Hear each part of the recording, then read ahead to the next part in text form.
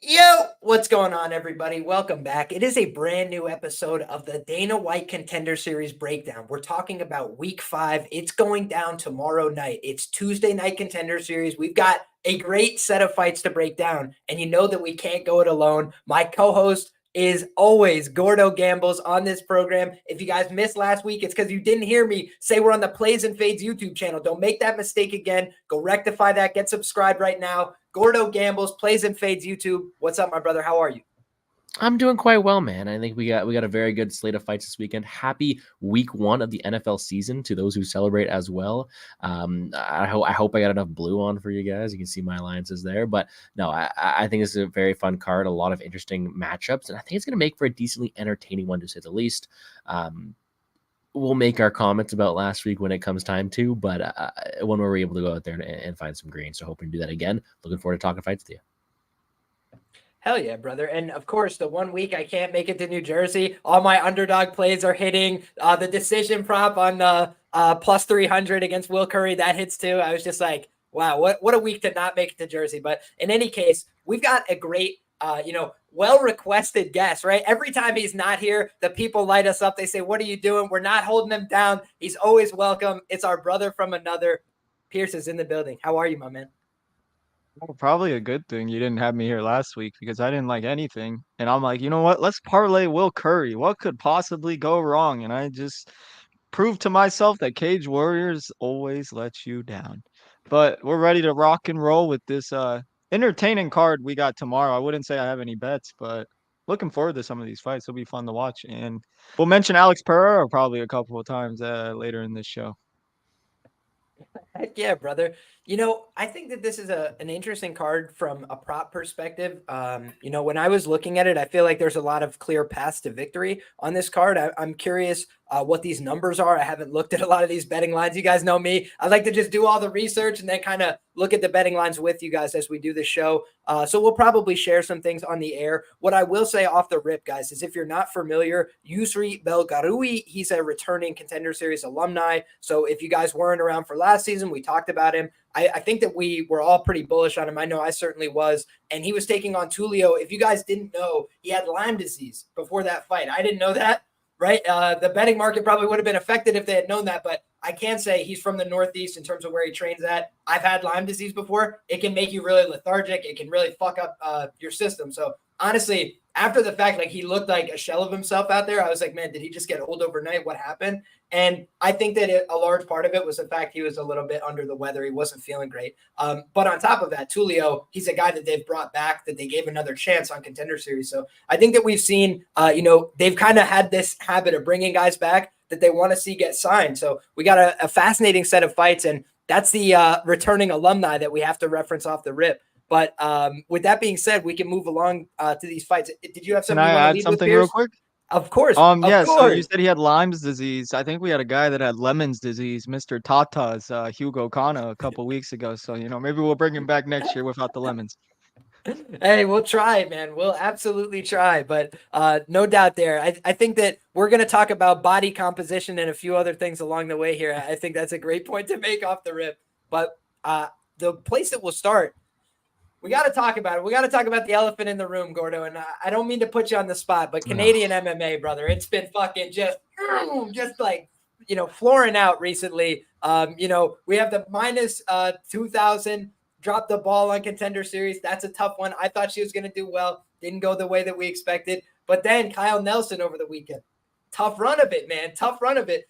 Is this the girl to get us back on track with Canadian WMMA? I'm, of course, talking about the opening fight on the card, guys. Corinne Laframboise. I hope that I didn't butcher that pronunciation. Our guy Gordo is going to come through with something much cleaner, much more nice. But she's taking on a Nicolle Caliari.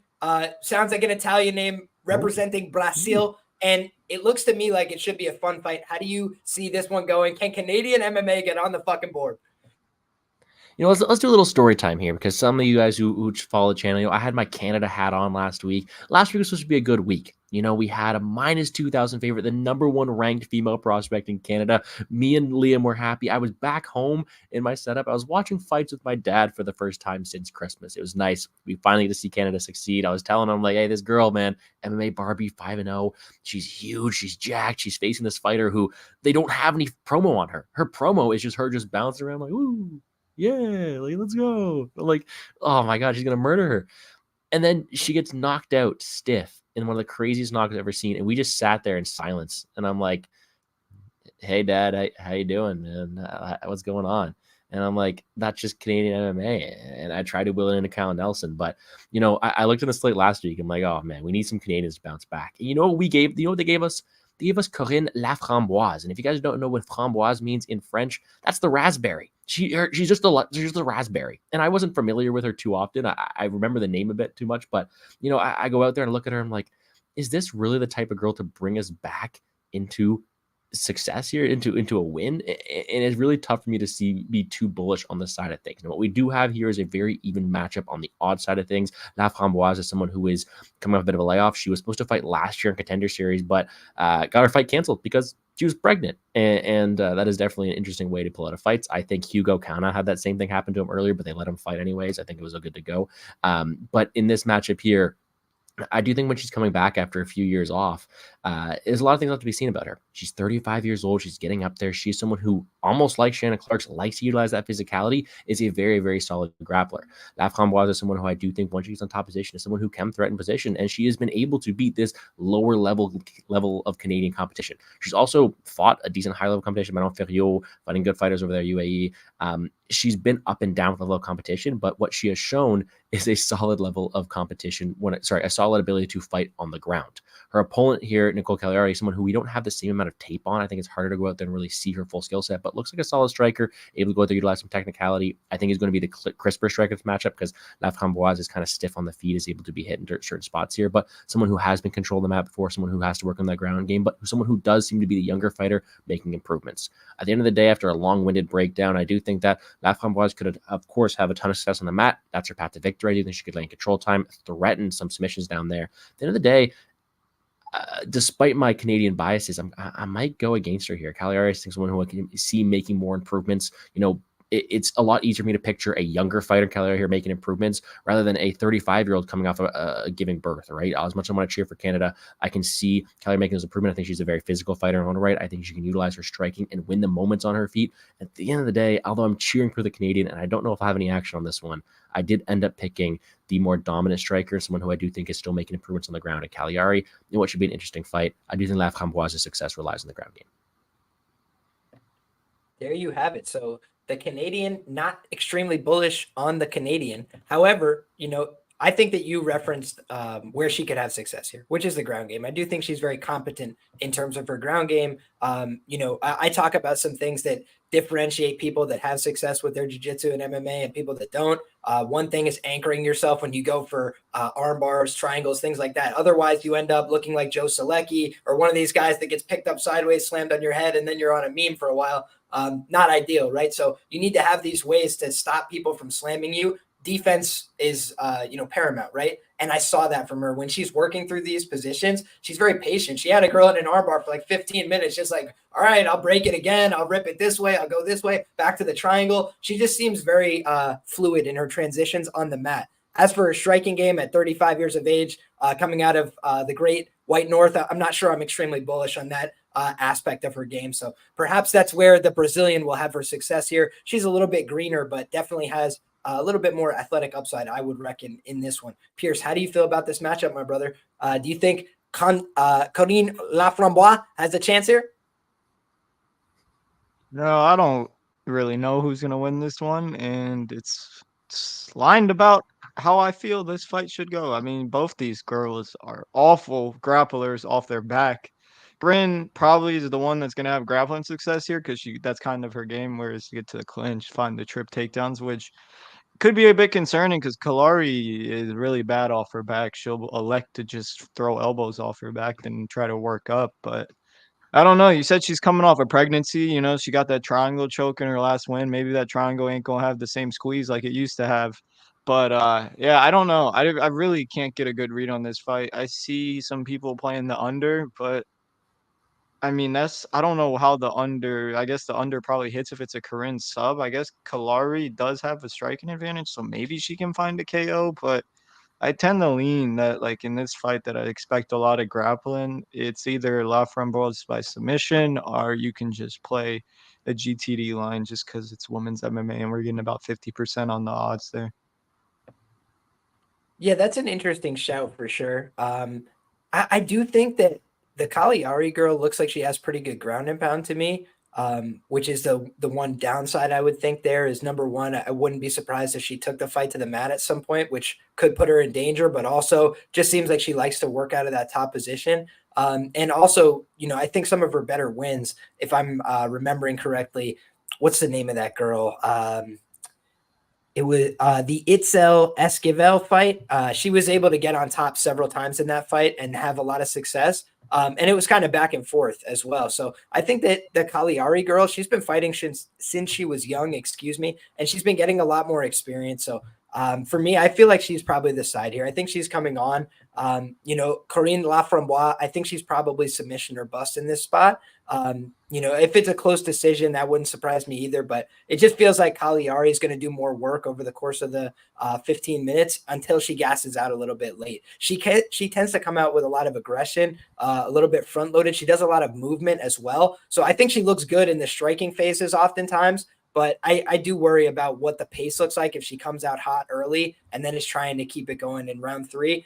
That could be when she gets subbed, honestly. So for me, it feels like a fight where, she could blow it a little bit late, but I think ultimately I trust the younger fighter to get the job done here. And if there's one thing I could say, it's like a trend I noticed on Contender Series, younger Brazilian females in closely lined Dana White Contender Series fights feel like the right side. I thought you were going to say the trend you see is Canada losing, so I'm happy with that. Oh, I mean, that one too, but I didn't want to be rude, right? So I'll give the positive trend, which is, dude, these like younger Brazilian girls, a lot of times you see them come in and you might even say like there's limited tape or I can't find this, but this girl looks physically in shape. I know she's had a ton of fights and she's been training her whole life. So I'm like probably going to come in with a pretty decent product here. One last thing I want to say on this fight real quick. I that's am a good cheering question. for I'm cheering for a Canadian to win. I'm cheering for Laframboise here. I really am. And I do think that if you get a better market on some more local stuff here, where you're able to get a better line of some Laframboise submission, I do think she could have some ground success. I do think it's her path to victory. But when we're going out here, like saying my typical gun to my head picks, I see Caliari going out there making more improvements. I see her winning the moments in the striking. And I don't think that the 35-year-old coming out for pregnancy, even though having a ground game, is able to justify that price tag unless she's dominating there, which I don't see happening all too often. Yeah, the other thing I will say is, in fairness, it's a good question from our guy Glenbot, but when you look at Manon Fiorot's record, she's only finished Victoria Leonardo, with all due respect, like on everybody's highlight reel that's fought her recently. And then Tabitha Ricci, who was on extremely short notice and definitely undersized. So I don't think Manon is like a high level finisher at this level. If she fought Caliari when she was 20 years old or something, then yeah, I think she probably would have finished her. But, I just don't know that Manon's like a super potent finisher. She does her tut, tut, tut, and then gets out of range and it's very effective. But that for me is the only point of distinction I would draw there. But with that being said, fellas, we can move along to this next fight, where we're seeing a bantamweight contest. It's going down between the undefeated Georgian Otar Tanzilov taking on the undefeated fighter from the Democratic Republic of the Congo, Josias Musasa. And both of these guys in the fights I watched knocked people the hell out in short order. So I'm sure that they both have power. I didn't get to watch many of their fights, though. So for me, I'm kind of coming in blind here. Seems like two guys that both have a lot of confidence, a lot of striking power. To the point of Musasa, I watched 2 of his fights. One of them, he was able to mount up in the posture up in the mount for a good amount of time. Looked like he had good balance from that position. I wouldn't say he's like some ground game savant or something like that, but just seems like a guy that if he gets on top of you, it's going to be a problem. Because he can sit on top of your chest and punch holes in your head. So for me, those were the things that I noted. I saw a crazy spinning back kick from the Otar Tanzilov guy. I don't know the quality of his opponent there, but he literally starts the guy instantly. And the shot selection, the timing, everything was good, the distance management. So for me, I just got to do more research on this fight, but I'm curious how you guys feel about it. Every week there's like one fight that I don't get to do as much research. This is the one for me. I ran up against the clock and I only watched like 3 or 4 fights from these guys. So Gordo, we'll start with you, my brother. How do you feel about this matchup? Do you see any upside on a betting perspective?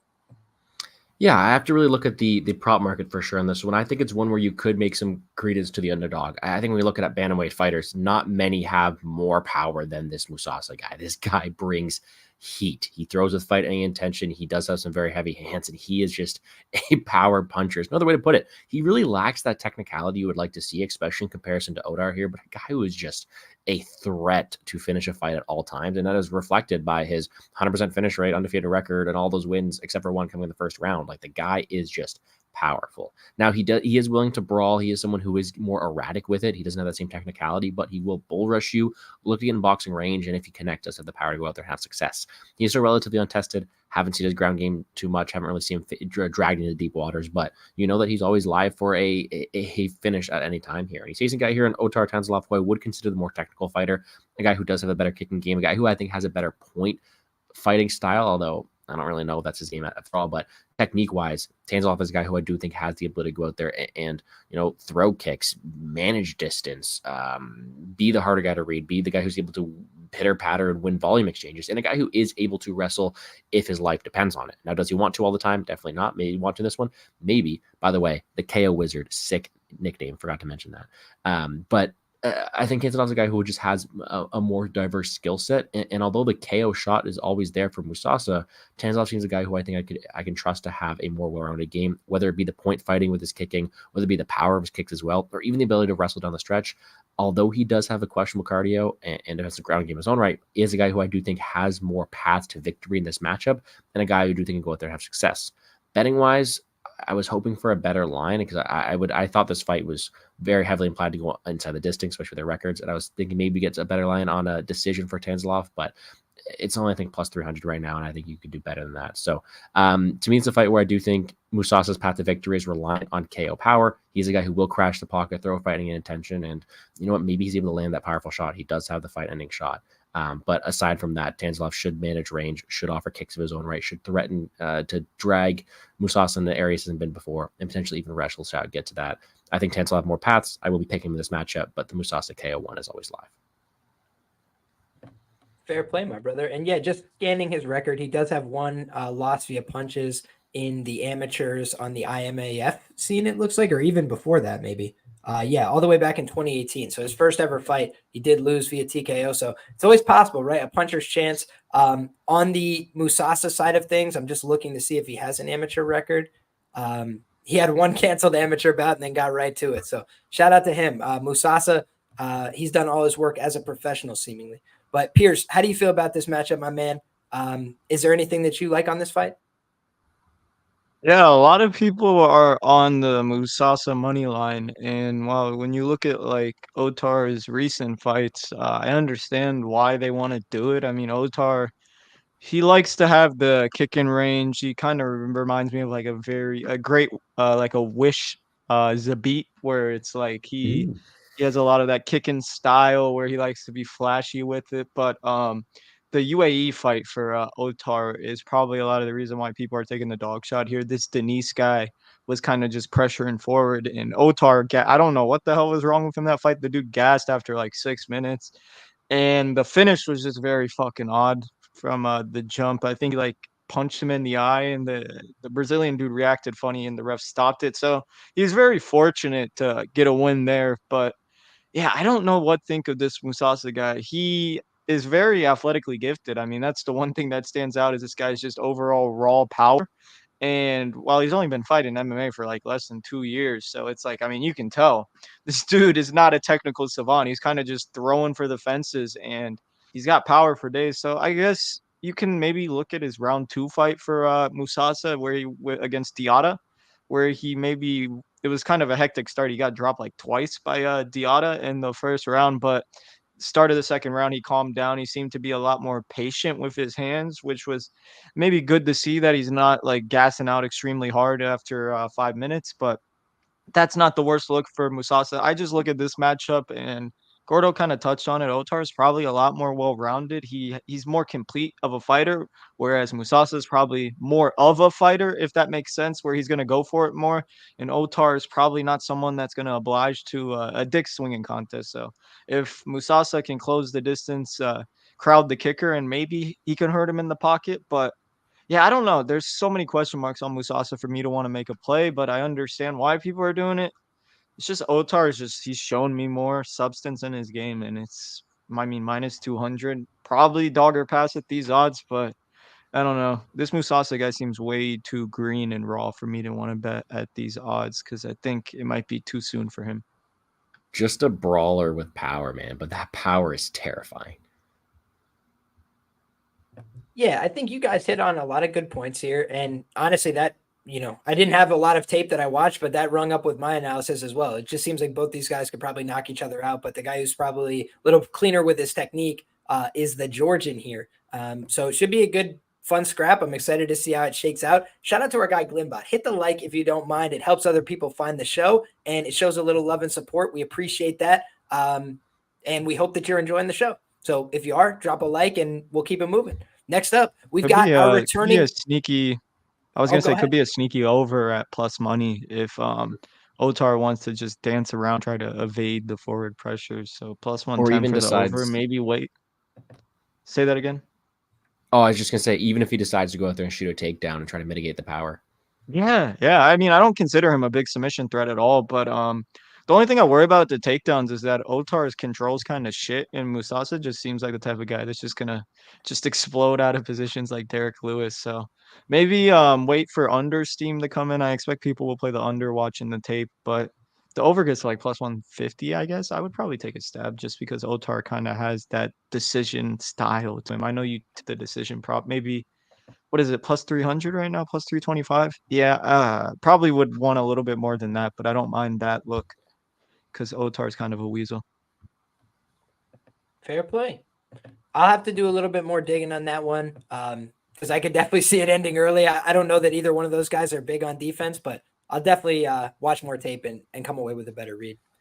But next up, guys, we got our returning champion. I kid, of course. Yousri Belgaroui. He's coming back for revenge. He wants to do it again. He wants to do it better. He's taking on Taiga Iwasaki. I believe he's a Shuto fighter. And, he had a weird fight with Lovato Jr.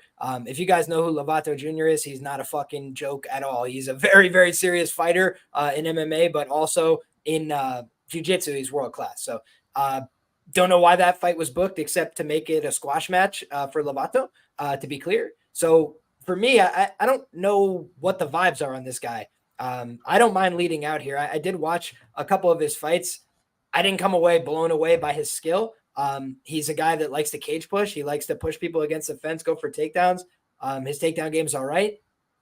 His grappling game is all right. He got back up once against Lovato. I thought that was impressive. I think he's a BJJ black belt, or maybe a Japanese jiu-jitsu black belt. In any case, I believe he's a black belt in jiu-jitsu. Let's call it that. And I think that he's got some skill and some talent, but frankly, he's fighting the lowest level competition you've ever seen except Lovato. And in that case, like Lovato cleaned him up pretty easily at 38 years of age. So I don't know that I came away super impressed by any of the tape or the footage that I saw. And for Yousri Belgaroui, I thought he showed a much better product against terrible fighters, granted, not like super high level opponents, but at least guys that had gone out there and could fight for 5 rounds and wanted to be there, right? Because he beat the shit out of that one dude and he just kept getting back up. The dude, I said after round 1, the dude's like on the ground, slumped over with blood coming out of his side of his head.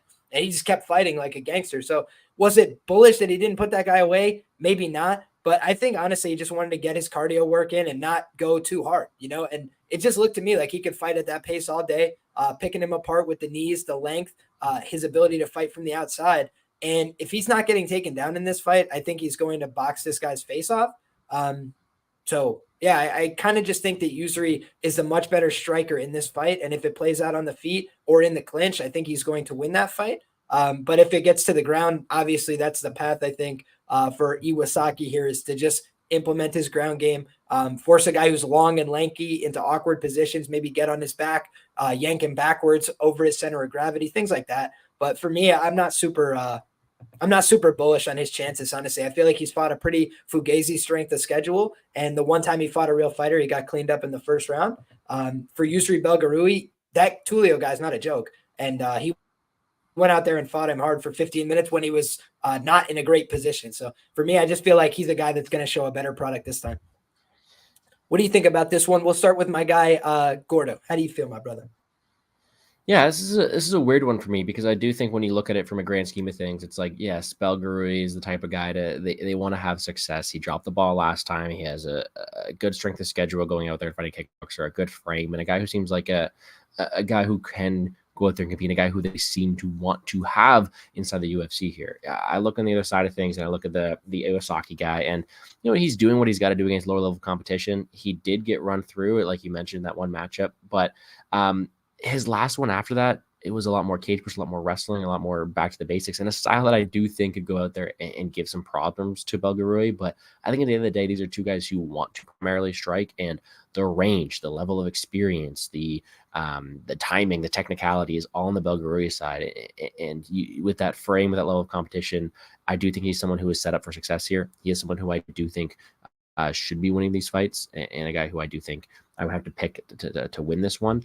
But I'm not sure how much I want to play into a Belgaroui at the price tag. I mean, he's sitting right now at minus 650 on some markets, minus 500 on others. Like, this is a very wide price tag. And yes, he should win the fight. Yes, he does have the height, the reach, the striking, the level of experience. But I've seen him push against the cage. I've seen his takedown game be threatened. The guy just doesn't rate out as a good long-term prospect. And although Taiga doesn't really type of guy to go out there and threaten it, he's a younger fighter who has shown the ability to cage push and threaten takedown. So although I'm picking Belgaroui in this one, I think there is some interest if this line continues to climb.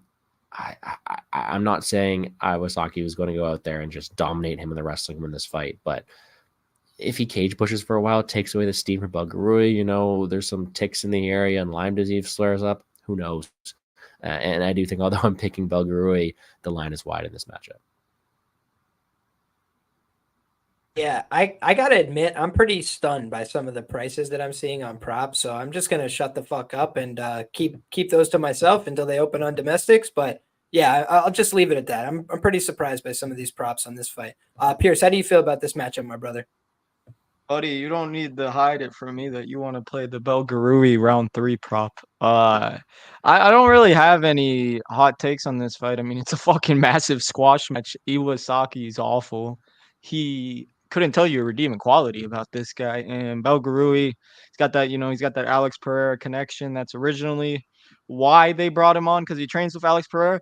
But I'm putting my head together. I think Alex Pereira is trying to is the dude that defeated him fighting after Belgaroui. So, my man Ottoni better watch out, because Pereira's boy is gonna make a statement this Tuesday. But yeah, I don't know what to think of this fight. Belgaroui can finish him whenever he wants. It's just a matter of when. And I look at these prices, plus 1,000 for round 3. Why the fuck not? Belgaroui is an attritional guy, and if Iwasaki can, just clinch a little bit, man, we'll get this finish in round 2 or 3, and we'll be rich. That's all I gotta say. Iwasaki sucks.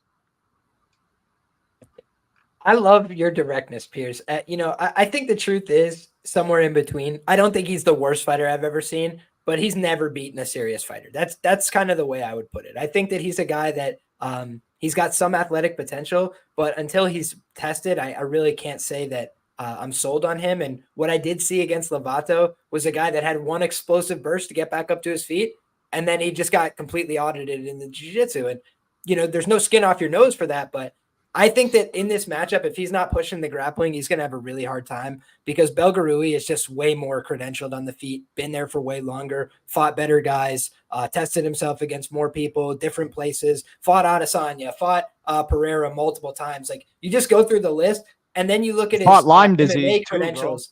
Yeah, exactly, dude. He fought the But Ticks of lost. the Northeast. We know that those guys are tough. They bring it. So I just think that this is a spot where Yousri is getting better.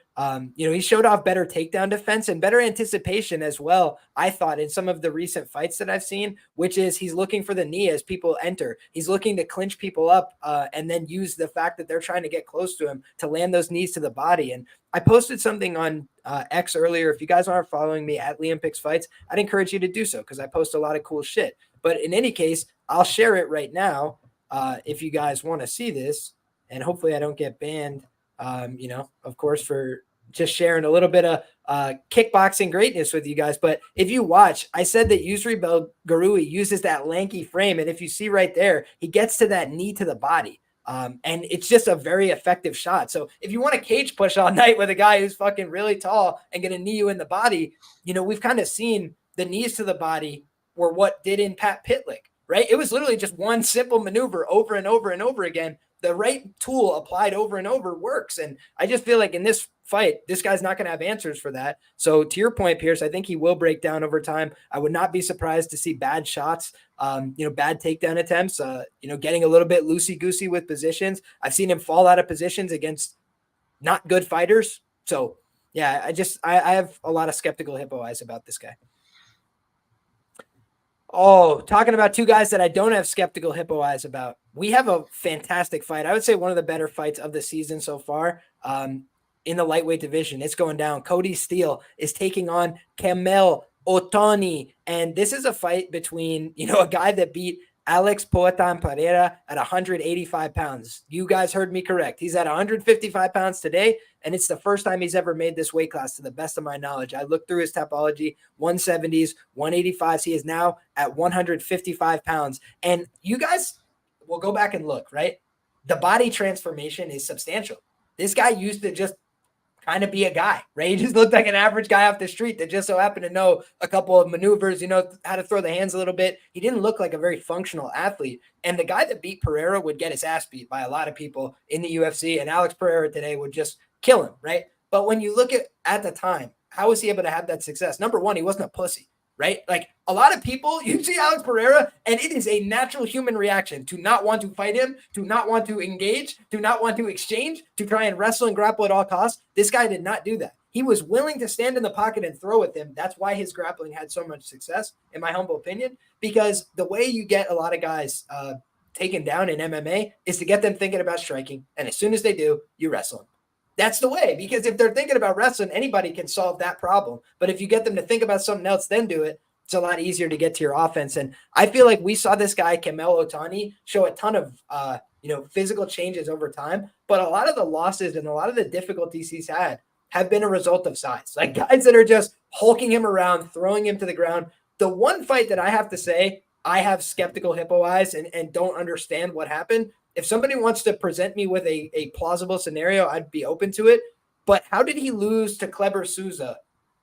Like, what the fuck happened in that fight? Did anybody watch that fight where he is like appearing to just be like attempting a takedown? The guy goes for a guillotine for like what appeared to be half a second, and he like rolled himself underneath and like when it's the weirdest fucking way that I've ever seen a fight end, honestly. So I'm not calling anything, I'm just saying, go back and watch it for yourself. See what y'all think about that. I thought it was fucking weird, to put it politely. I just thought it was a bizarre outcome. He saw Jessica Andrade's OnlyFans and passed out because he was in awe. That's my theory right there. But hey, good theory. Or the promoter was like, hey, bro, roll over for me in the first round. You understand? Bro, because that was so fixed. I don't know what the fuck was that, bro. Dude, that was the sussiest outcome I've ever seen in MMA, bro. Like the guy is just in on a takedown and then just like rolls to his back. It was like if the Curtis Blade and Jailton Almeida fight had no hammer fists and the same outcome, right? It was like Jailton just like rolls over at the end after he gets hit 50 times. Like it was that, except just no punches, no strikes. The guy just was like in on a takedown and then just on his back. I was like, what? Weird. But in any case, the Williker Lemos fight, I mean, Williker was just big, strong, wrestled like his life depended on it the entire fight, and put him in a lot of bad positions. So do I think that, Cody Steele could out wrestle this guy? Yes.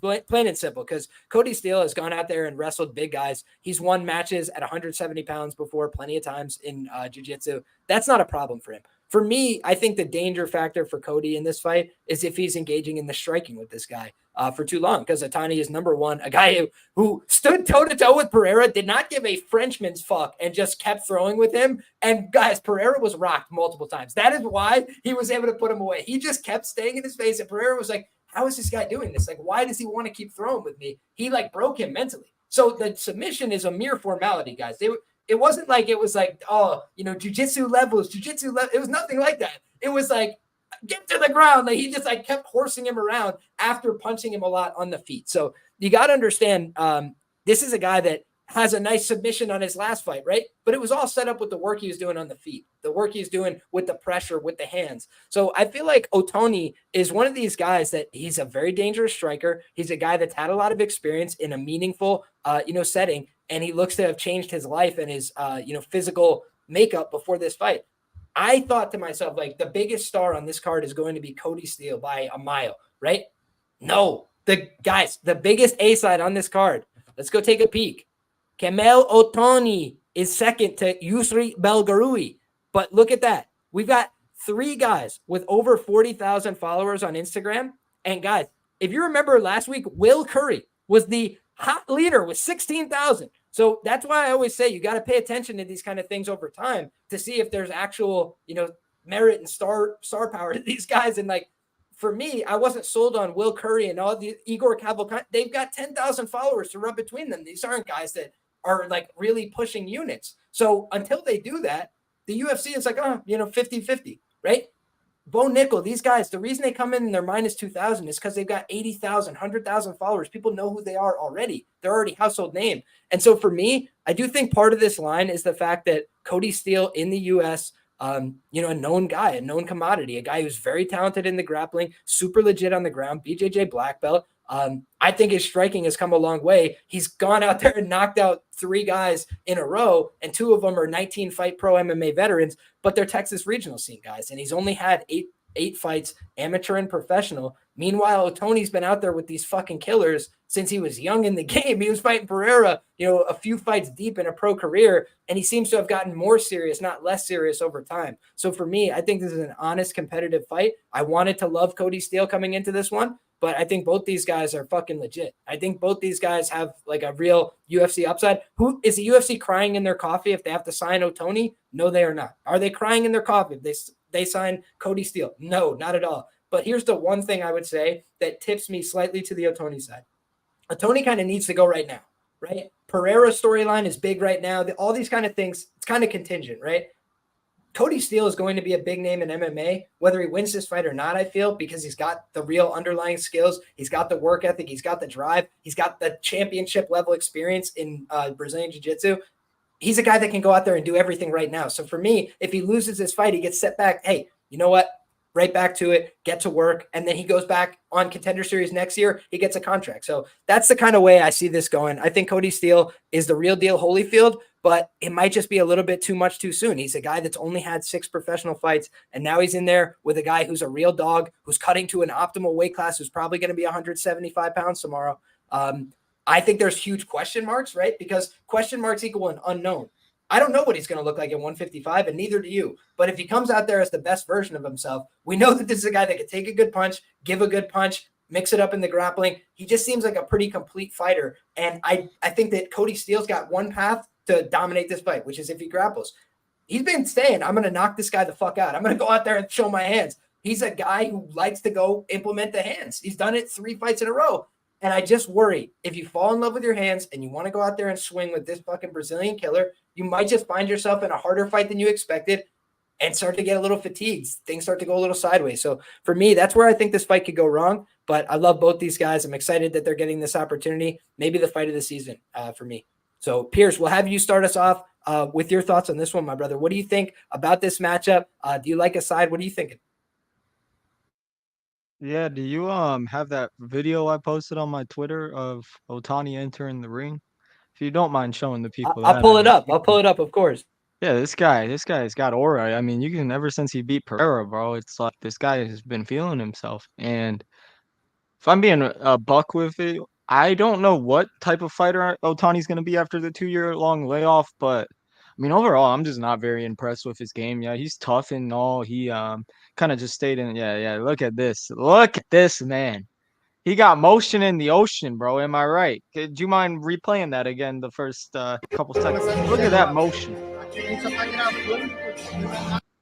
Oh yeah, that's how you get staff 101. That's probably what Marab was doing a couple weeks ago. But I honestly don't really know what to expect from Kody because I think Liam, you said it perfectly, man. This guy in my notes I wrote, this guy's fallen in love with his striking, and that's my concern here, man. I am not sure what Cody Steele's game plan is going to be. If he strikes with Ottoni, man, then Cody Steele's going to look like an awful bet because I mean, not necessarily. Cody Steele's got power in his hands, but he's very reckless to the point where it's like if Cody gets knocked out on the feet by Ottoni, I honestly wouldn't be surprised just because Cody's striking defense is like it's not the best, but I think Cody's grappling it's amazing, man. When he gets in on his takedowns, he sends guys for a ride, and I mean, I know we all saw that clip at ADCC where he was just I don't know what the terminology is here, but they were just rolling outside of the mats, and it was like it went viral. I remember that clip. That's how I became familiar with Cody Steele. But dude's a hell of a grappler. But I was a little bit Sticks to you like disappointed. glue, brother. He plays for That's keeps. probably He the doesn't best way care to about put the it. boundary. Bro, he's a fucking savage. But I was a little bit sad to see the submission was only plus 350, considering you look at he only has one submission on his record, surprisingly, right? And I think Cody is gonna go for takedowns here. We've seen in Otani's previous fights, he can be taken down. The Lemos fight, the Souza fight, there's some grappling there, and then his other loss to Ocasio de Santos, I assume there was grappling there as well because Ocasio is kind of a boring grappler on the regional scene.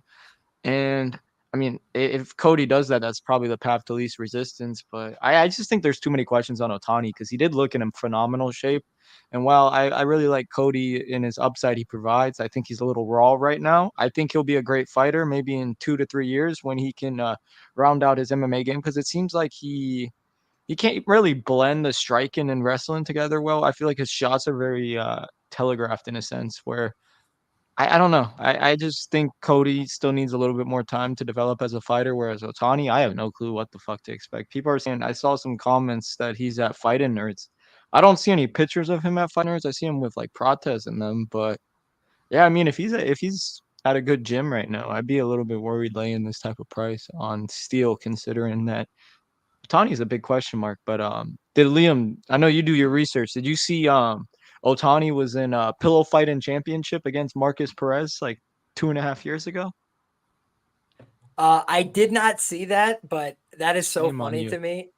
I seen I a don't know bunch who of won. Marcus Perez this week. I'm trying to think why. Who did Marcus Perez submit with like a ridiculous choke from the bottom? Now I have to find this out before we move on. Marcus Perez's record. If you guys don't know Marcus Maluco Perez, then you guys don't know MMA. Okay, go back and educate yourselves. Watch the pillow fighting as well. Who was it, man? From the bottom, he literally won via anaconda choke over Anthony Hernandez. MMA is not real, guys. Go back and remind yourself that anytime you think that this sport makes sense or is valid, just remind yourself of that fact. It is not real. I am still not finding it. Oh, it was Ian Heinisch. Ian Heinisch retired, guys, and he put out like this whole long thing about his addiction, how it brought him to MMA. He had a traumatic brain injury, all this stuff. I was going through Ian Heinisch footage looking for his signature Granby roll. If y'all know Ian Heinisch, y'all know that Granby roll is legendary. And I was looking for that footage, and I ended up finding that video of Ian Heinisch getting submitted in the LFA via underneath arm triangle choke from Marcus Maluco Perez. So just remember, Marcus Maluco Perez, for as many memes as he was on the wrong end of, he put a lot of guys on the wrong end of a meme as well. So there you have it. But for me, man, I think that this is a hell of a fight, and I'm excited to hear what Gordo's got to say, brother.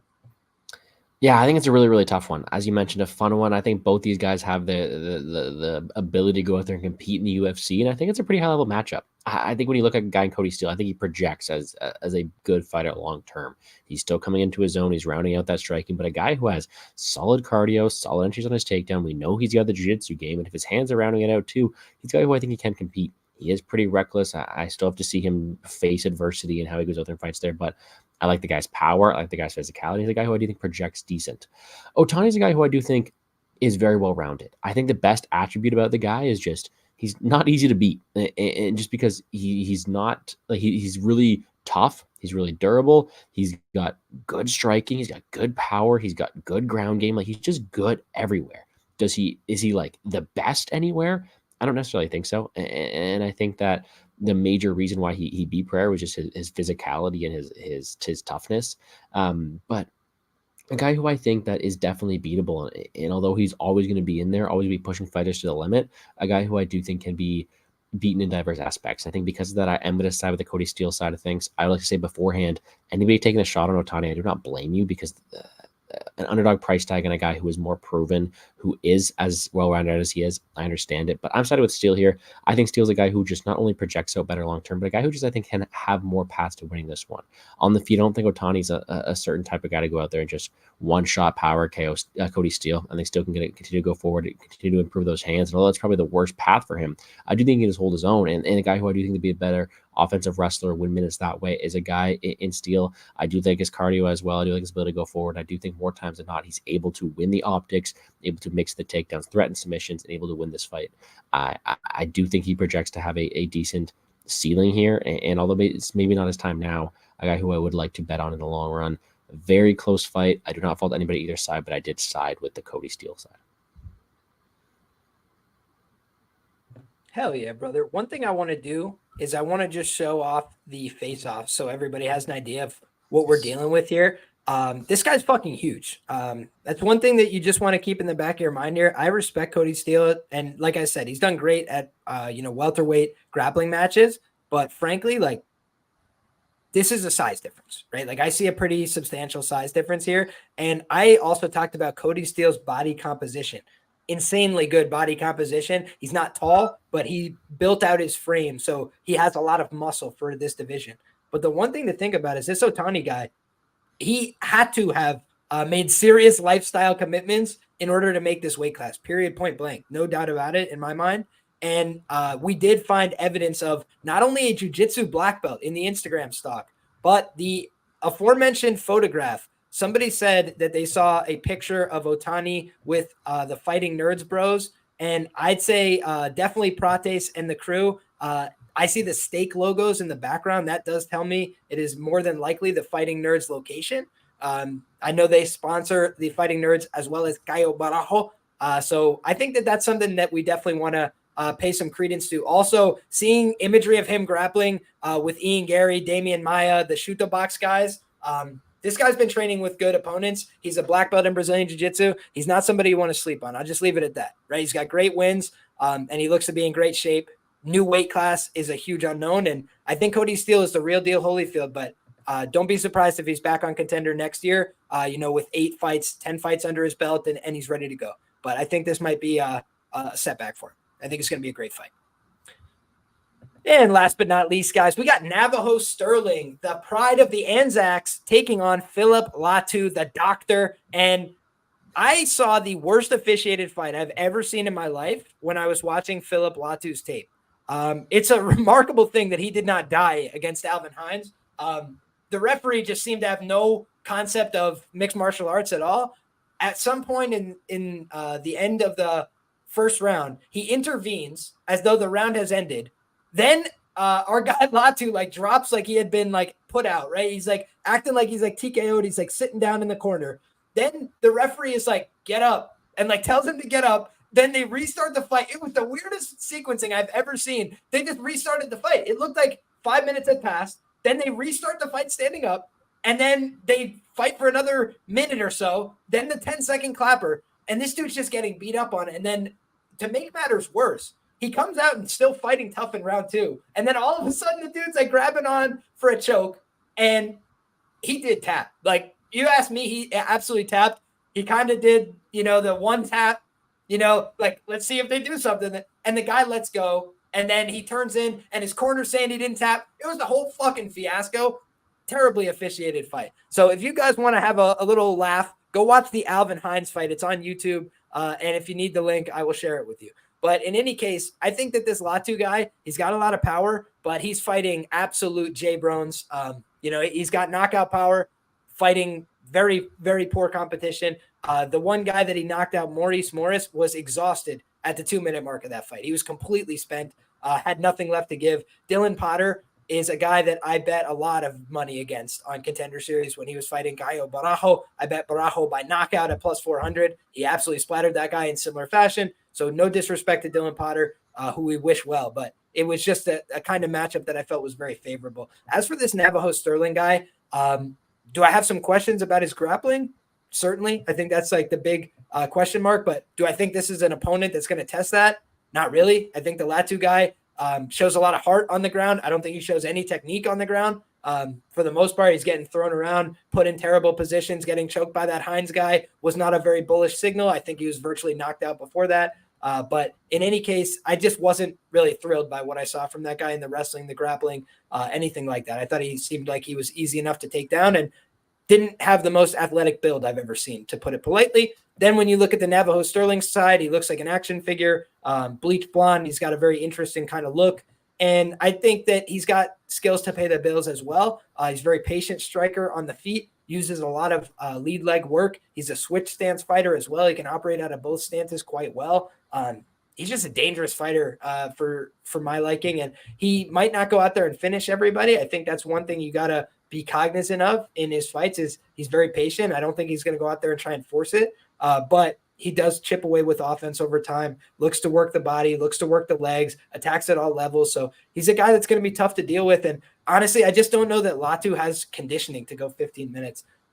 Looking at his record, it seems like he's got a couple of kickboxing matches that have gone the distance, but I'll just tell you, like, it looked to me like he was fighting kind of at 100%, throwing a lot of heavy shots. And I don't know that with his body composition, I trust him to fight for 15 hard minutes, truth be told. So perhaps I'm wrong about that. And I'll always be the first to say, I was wrong about that. But in this case, I'm just not bullish on this guy's body composition. I think that Sterling is being set up for success in this fight. Gordo, we'll kick it to you, my brother. How do you feel? Yeah, well, I'm happy to have a fight here in the first place. It was a very weird road to get to it. It is on short notice. There are a bunch of different matchups there. But to me, this is one that it's a bit lackluster. Let's put it that way. I think both these guys have their flaws. I think both these guys can be exploited inside the UFC. Let's put it that way. But we have a fight nonetheless, and I'm happy to go out there and pick a side. Latu, someone who I do think could have some success. I think he's a solid striker. I think he's got the ability to go out there and box, but I don't like his takedown defense. I think he can stay in the pocket too long. I think he is someone who is also more limited to his boxing. Whereas a good guy in Sterling, he's a guy who I do think has a very versatile kickboxing game. Fights at that city kickboxing is a guy who I do think has the better technicality and overall striking. So if I'm looking at this as a 15-minute kickboxing affair where neither of these guys are going to really offensively wrestle too often, I have to favor Sterling. I think he's got not only more power, but more versatility in his strikes, ability to mix it up to different levels as well, fighting out of a better camp, and also having, I think, the better ability to go 15 minutes as well. Not only does win the optics, but have the power advantage, different aspects get it done. I have to side with Sterling here. I also haven't really seen him be caught too often. So what's a victory for Latu look like? I don't think he's wrestling. So is he going out there and out voluming him with his boxing? Is he landing the powerful shot? I don't see it too often. I think it's Sterling's fight to lose. I think he has more ways of getting it done. And simply put, I just think he's the better striker in what I believe to be a 15-minute striking affair. Yeah, to answer your question, I think Latu would probably have to knock him out in the first 2 rounds. I think that he does have big power, but ultimately, it's about whether or not he can connect. And I do think he's going to struggle to close down the range a little bit in this fight. So great points by you, my brother. Did you have anything you wanted to add there before we kick it to Piers? Yeah, not too much on this one. I think that the right man is favored here, and it's a one that there could be some different aspects coming into this one on short notice. But like I mentioned, striking affair. I do think Sterling has more ways of getting it done, and I do like your shout on the body composition factor there. I do think Sterling could have some success the later the fight goes, but a guy who I do think is the A side of this matchup is Sterling, and the guy who I will be picking to win. Yeah, I think that you made a lot of great points. I can't find Phillip Latu on social media. If you guys can, please send it my way. I looked for him. I didn't find it. So for me, I had to consider Navajo the A side in this one because if I can't find your opponent, then you're definitely the A side. Also, just looking at his social media, 15.8K on Instagram, nothing to sneeze at, especially with just a few fights. So, Pierce, how do you feel about this matchup, my brother? Do you like Navajo Stirling? Do you think he's got a future in the UFC? Ooh, I actually really like what I saw from Navajo. He's a very well-rounded fighter. He's mixed in actually some wrestling in some of his fights. And oh yeah, I can send Latu's Instagram. It's the doctor.mma.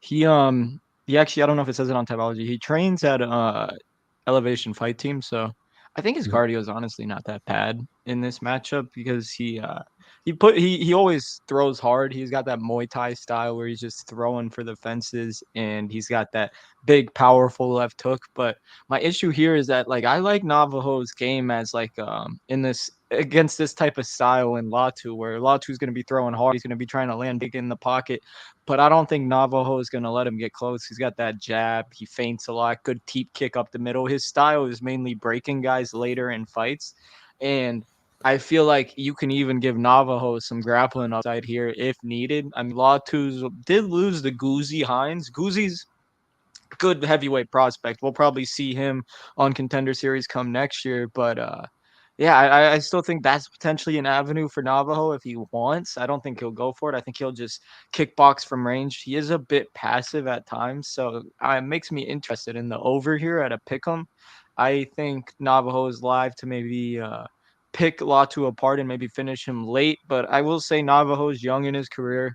His best win is fucking PFO washout Sam Kai. So maybe Latu is a tough fight. It's a step up for both guys, honestly. And I just gotta trust my gut, man. I think Navajo's got that it factor about him. I don't know exactly how old he is. He can't be too old. 26 years old. I mean, at middleweight, man, you got this guy out of city kickboxing with a striking background, man. I think this kid's got a lot of upside, and I can't wait to see what's next for him in the UFC if he gets this win here. I think Latu's a fun fighter. I just think he ran into a tough matchup here. He's going to probably have to KO Navajo early, or else I think he's going to get picked apart down the stretch. Yeah, we see this fight largely the same way. And I don't even mean to disrespect the man's cardio, right? Like coming out of a team like Elevation, I'm sure he's going to be working hard. But for me, it's just the style, right? You mentioned throwing a lot of heavy shots. That's just hard to sustain. Even if you're, a really, well-conditioned athlete. On top of that, we're talking about a guy that I think is going to be swinging and missing. So when you talk about if you're connecting on big shots, gives you confidence, gives you motivation, you keep wanting to throw. You can just tire yourself out by missing and losing confidence, breaking on yourself. And that I think is a live possibility here. Navajo, you mentioned it, man. He uses that teep kick, right? But he can do it from both stances. He can switch, he can retreat into a teep. So it's like he's just a hard guy to get close to. And then if you do start to shut down the kicks, if you try and catch those, he's firing with the hands. He's using his other strikes, his other weapons, the knees, and he can clinch, he can wrestle, like you said. So he kind of just has a couple of these different paths, a couple different ways to go in a fight. And I don't like when somebody just has one path, right? It's like if I can get to a good price, then that's cool. But if there's not a great price on that one path, then it does seem to me like he's swimming up creek without a paddle. But in this fight, I'm looking at a minus 265 on BetOnline for Navajo Stirling. We're looking at about a plus 225. The comeback on Phillip Latu, and Latu by KO is just plus 300. So they're essentially agreeing with me. They're correlating the KO prop very highly with his win condition here. I tend to see it the same way. And for Navajo Stirling on the other side, he's plus 110 to win this fight by knockout. And meanwhile, to win by decision, he's plus 325. So they're basically projecting this fight to be a Stirling knockout. I see it the same way, but I wouldn't be stunned if it went to a decision either. I think he's just going to try and chip away. He's young. The UFC looks for young prospects, and I think they're a little bit more forgiving this season for guys who go to decision as long as you're throwing, working, doing shit the whole fight, and if you don't go for takedown. So, unfortunately for Brendan Loughnane, he learned the hard way. If you go for a takedown in the last 10 seconds, you're fucked. But otherwise, it's these kind of opportunities where if you go out there, work hard for 15 minutes and try and put the guy away, they'll give you the contract anyway if you're a star that they want to sign. So I think that they like this guy. I think he's one of the best prospects in the region. And by the way, a little bit of narrative nation for you guys. Israel Adesanya gave this guy a personal shout out. The other kid that's got the face tattoo, I apologize. I just can't remember his name off the top of my head, but there's a couple of these guys. few of these guys from the gym, City Kickboxing. He also shouted out Cam Rouston, right? So it's not going to work out for everybody. But he basically was saying like, and Cam Rouston was the last name that came to mind, just so you guys know. But he was saying like, these are the guys that are the future. These are the guys that are going to represent our gym. So in terms of the Israel Adesanya stamp of approval, he's saying this guy's the next generation. He won a tournament that's been huge for the City Kickboxing guys, the King of the Ring, King in the Ring, whatever the F it's called. It's a big kickboxing tournament over there. He won it. I think he's done it 2 times now. He went through the process multiple times. So for me, you're just seeing a guy in Navajo Sterling who's taking the right steps. I liked his interviews as well. He seems like a martial artist that cares about, understanding all aspects of the game, the media, how do you promote yourself? How do you talk? And then also, how do you use all your different skills in fights? So I like what I'm seeing from the guy. I think he's got a great trajectory long-term. As long as he can keep putting together the skills, keep working hard. He's got a huge frame as well. So I just like what I saw from this guy, essentially. I think he's going to be a good prospect. All I'm going to say is please go ahead. All I'm going to say is there a reason why this kid's been the main event of every single card that he's been on for MMA. So he's got that it factor about him. Looking forward to how this dude progresses in the division because middleweight could use some prospects. I think we got one here. Hell yeah, my man. We could always use another striking-based prospect as well in this middleweight division. They tend to get the push a little bit faster than anybody else, so I'm excited to see it. Without further ado, guys, what we will do now is we will circle back around. We will kick it to our guy, Gordo. And Gordo, if you want to give your thoughts on this fight card really quick, what do you got in terms of each fight? How do you see it playing out? The brief synopsis portion of the show, that's where we're at.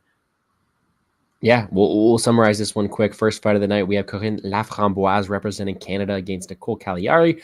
I want to cheer for Canada. I want Laframboise to go out there, be the raspberry. We know she is. But at this point in time, I think it's unjust to make the 35-year-old who is a one-dimensional grappler who is coming off a pregnancy to someone who is still young and improving in the better strike in Caliari a favorite. So I do think the dog here in Caliari is someone I'd like to go. The money is coming in towards her. Again, I'm cheering for the Canadian. I do want her to go out there and execute her grappling path to victory, but I think Caliari is making improvements on the ground. The younger physical fighter who is able to go out there and win the striking exchanges.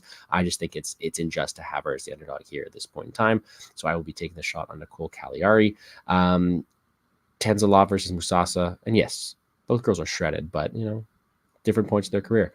Tanzilov, a guy who I do think has the more well-rounded skill set. Musasa has one of the most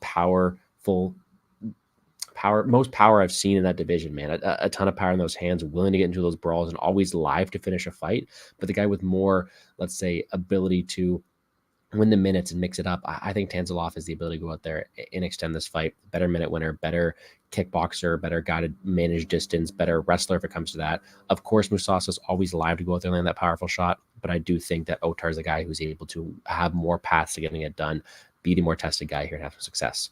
Belgaroui, Iwasaki, don't want much on this one. Belgaroui's a large favorite. I'm picking him to win, but I do think the line is wide. Iwasaki, not the best prospect, but a guy who will go out there and force clinch exchanges. And although Belgaroui is a phenomenal kickboxer, he's going to get exposed in the UFC if he does make it there for his lack of ground game and lack of ability to get off the cage. So picking Belgaroui, I'm not the highest on Iwasaki, but if he does follow a cage pushing path, I do think he has the ability to make the line look a bit closer. More times than I probably dies, though. Steele, Ottoni, very, very close fight. I would not fault anybody for taking Ottoni. I think Ottoni is extremely well-rounded, but I'm going with Steele here. I think Steele has the ability to go out there, mix the offensive takedowns in, have the ability to go out there and compete on the feet as well, have some good cardio to do it all 15 minutes. And although maybe the line's a bit wider than I want, I think he's the guy who just projects better long-term. I like his physicality. I like his ability to go out there and be the offensive wrestler and win minutes that way. And although Ottoni is really solid everywhere, I don't think he's perfect anything. I think he can be taken down. I do think he can be hit on the feet as well. He just excels with his durability. So it's going to be tough to finish him, but I do think more times than not, Steele could outwork him to a decision. Main event, I think Stirling is a guy who should win this fight at a very, very high clip. He's my favorite parlay piece. Shall you go that direction? I think he's got the setup for success here. It is a fight that comes together on short notice, but with the intangible he has, with the camp behind him, with the fact of him not only being the better kickboxer, but the better minute winner, a guy who's able to win shots down the stretch, better cardio. I do think he's a guy who should win this fight more times than not. As Liam goes in there and zooms into the guy's tits, I get a bit distracted. He was doing the same thing for bro. Hugo I'm Quemuel, zooming in on those abs, bro. His fucking abs have like a layer underneath them that is like protruding them out. My brother might have that HGH guy. You know what I'm saying? Yeah, well, he might, but a guy who I do think is the ace out of this matchup, a guy who I do think wins more times than not. Latu's path to victory is in theory a early KO, but Sterling is very good technically. He has shown no signs of weakness so far. I do think he gets it done. I do think Sterling is the rightful favorite here. There you have it. The synopsis from the gangster himself. Guys, if you're not already, get subscribed to the Plays and Fades YouTube channel. I ain't going to ask again. I'm telling you now. Get subscribed. We're there next week. Don't fucking miss it. All right. Thank you so much. Now, Pierce, what do you got, brother? What's your recap? How do you feel about these fights? We'll start from the bottom and work our way on up. This quick because my procrastinating ass still has some schoolwork to do before I go to bed. But yeah, quick breakdown. Laframboise, Caliari. I think both these girls are not that good. And Caliari, if she can somehow potentially fix her defensive grappling, then she could probably outstrike Laframboise. But I don't know. I don't trust girls grappling to want to play Caliari as I see a lot of people on her. I think it's a pass from a money line perspective. Lean Caliari if I had to pick, but I'm probably gonna take an over here at around a pick 'em. I don't think that's bad. Then you look at the grand scheme of things of women's MMA. Next fight, Musasa versus Tanzilov. I think Musasa is probably gonna go for it more. He fights with piss and vinegar. He just throws for the fences, but it just comes down to Musasa's cardio, honestly. If he can maybe push a pace on Otari, I think the forward pressure might break him as we've seen in past Otari fights. But pre-flop, before any of these questions are answered, I'm going to go with the guy that we have seen compete at a higher level and we have seen implement all facets of MA. And Otari, not advocating for a money line bet minus 200. It's probably a bit steep. But yeah, pass there. Taiga Iwasaki versus Belgaroui. Squash match. Iwasaki's being brought in on short notice for Alex Pereira's teammate to get a win. And it's just a matter of how you think Belgaroui's going to win. I might attack a round 2, round 3 prop and just hope Iwasaki survives. And then Ottoni versus Steele. I think the price is honestly accurate. I think Kody's grappling that he presents could provide Ottani problems as we have seen with him historically, but so many questions on Ottani that I just don't know what to expect from this guy. I mean, you just look at his face, bro. This guy's, he's something. He's special. I'll tell you that much. But yeah, He goes past hard. Oh yeah, he goes hard, man. He is you don't have that look on your face and walk through Alex Pereira's punches. So, it makes sense. And we have for that money line, I mean, I guess dog or pass if I had to pick, but next fight Sterling versus Latu. I think Latu is a game brawler on the feet. He's got good Muay Thai, but something about the Sterling guy, I think he is gonna mitigate the brawl and he's gonna teep and jab and keep Latu at the end of his reach. And I think Sterling can probably pick him apart and potentially find a finish later in the fight. Don't mind an over there. That's probably the one bet I like the most so far on the card is that over, just because Sterling is passive and he likes to take his time.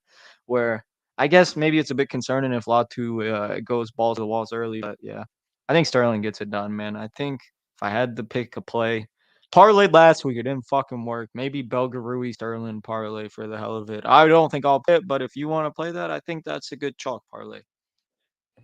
There And you yeah, have that's it. all I got to say. I got to get going, but I'll see you guys next week most likely. And thanks as always for the time. Hell yeah, my brother. Thank you for being here. Shout out to Pierce. If you guys are not already, at Big Bird, I think all of his information's in the description. If it's not, it will be at the end of this show.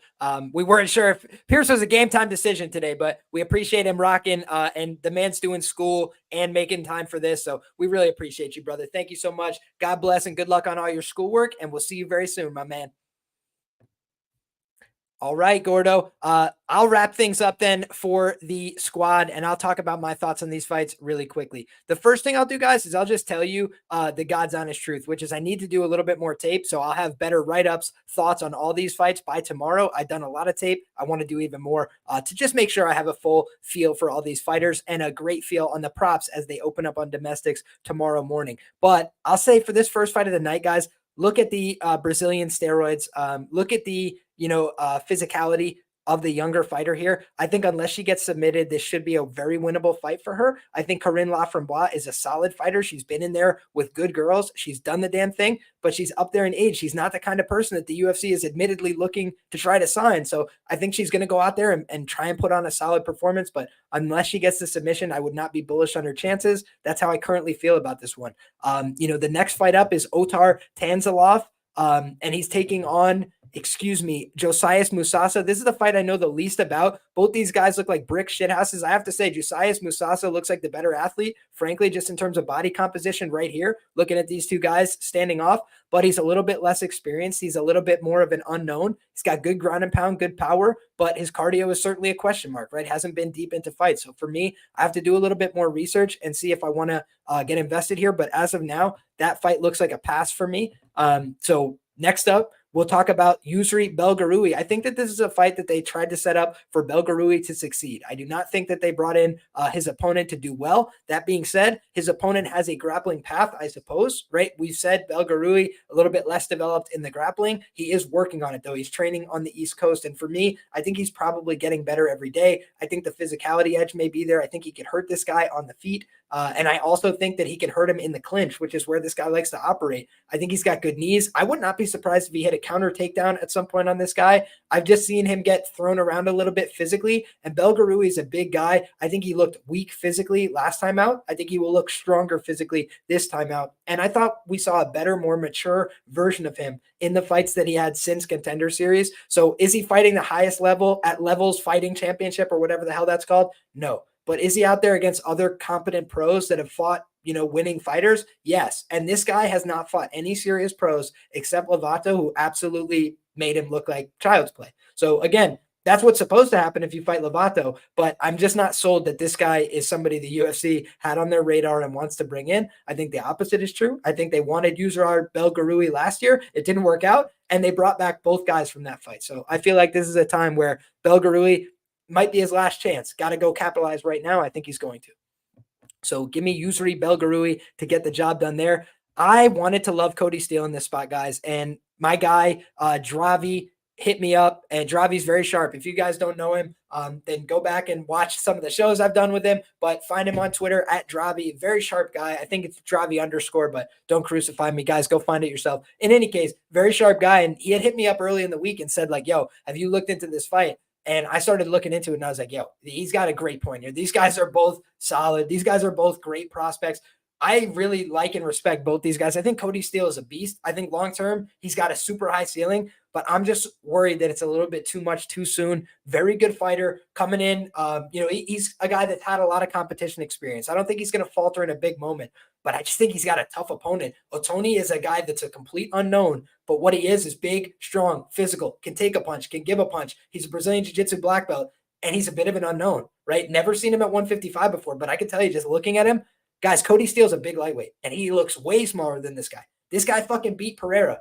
Hard to count out a guy like that, right? You just know that this guy's about that action. He's not afraid to fight. That's one thing that we know about this guy, and he's got double the professional experience. So for all these things that you want to just keep in the back of your mind, I think that we've got a live underdog, and I think that Cody Steele's a great fighter, but if he comes out trying to swing leather with this guy, I think he might, he might find out what time it is, which is this guy Ottoni, serious guy, been around for a long time, and he's not afraid to fight anybody. So, if Cody thinks he's going to intimidate this guy, I think he's wrong. And one thing I'll just say is, guys, watch this run out in the face-off, because for me, there's an expression, eyes in the front, time to hunt. It's something that the wrestling mindset guys used to say, and you could think that it sounds corny or whatever. Yo, this guy didn't take his eyes off him once. Cody Steele was ready to move on, go about his day, and this dude is like, bro, I'll follow you home. So I just feel like Ottoni, if you're going for the pure violence meter, this guy is the Steve Garcia of the card from all the looks to me, right? Again, had an opportunity to go out there and try and wrestle Pereira into the oblivion. What did he do? Stand and trade with 2 feet in the middle and kept throwing until he hurt him. So he's that kind of guy. He's an interesting character in MMA. But Cody Steele, guys, real deal Holyfield in terms of grappling. BJJ black belt, very serious himself. So I think that in terms of who's the better BJJ black belt, it's Cody Steele. In terms of who's the guy who's been around MMA longer and been in these fight circles a little longer and might have a little bit more savviness and experience, I think it's Ottoni. So for me, that's why he's a live dog. And last but not least, guys, we'll talk about this main event of the evening. I like Navajo Stirling. I think he's a real prospect, but I will just say, don't count out Latu's ability to win this fight via knockout, because you got two guys that both want to go out there and strike as far as I'm considering it. And on Contender Series, I talk about this all the time. You see a lot of guys that come out and they like to just get after it on Contender Series. And sometimes that can open you up to get clipped, even if you're a better fighter. Charlie Campbell, great fighter, went out there swinging early against Chris Duncan, landed a ton of great shots, got a little overextended and got clipped, got knocked out. It can happen, especially on a show like this where guys are told, don't go out there and prioritize safety. Go out there and prioritize taking a risk, having a great fight, getting a finish, and then we will sign you. And if you lose those fights and have a great one, we'll sign you later. We'll bring you back to Contender Series. But if you go out there and put on stinkers, they don't want anything to do with you. That's kind of just the modern UFC. And by the way, once you get in, then you can Petrosky your contract, right? You can just go out there and bore people to sleep, right? That's your prerogative once you get the contract. To get the contract, it takes a little bit of excitement. Typically, you got to go out there and put on a show. And I think that Navajo Stirling is the better fighter. I think he's a little bit better conditioned. I think he's a little bit better, well-rounded. I don't think he's as easy to hurt. I think he's got better ability to use length and stance switching, but his opponent is a heavy-handed guy, and they're going to probably trade a little bit. So for me, I just think that Stirling needs to mind his P's and Q's, not take too much damage in this fight. I think he's got the better low kicks. I think he's got the better well-rounded game, and ultimately, I think he's going to get the job done. So for me, it's Stirling by KO or decision in all likelihood in that fight, and I think it's a great scrap. I'm excited to see it play out. That is what we've got for you this week. It's week 5 for the Contender Series. It is in the books. Hopefully you guys enjoy it. Hopefully you guys make a ton of money, whether you're with us or against us. You're riding, on our picks, or you're saying, hey, fuck these guys. They don't know what the hell they're talking about. Hey, if you think you could do better, go out there and put your ass in the jackpot. What do you think's going to happen? Hit us in the comments section. Hey, I like these picks, and I'm always happy to engage, right? Respectful, comment from you, get the respectful comment from me. So if you guys have something that you want to add, go ahead and do that in the comments section down below. If you haven't already, get subscribed to the Plays and Fades YouTube channel. Gordo, where else can the people find your great work, my brother?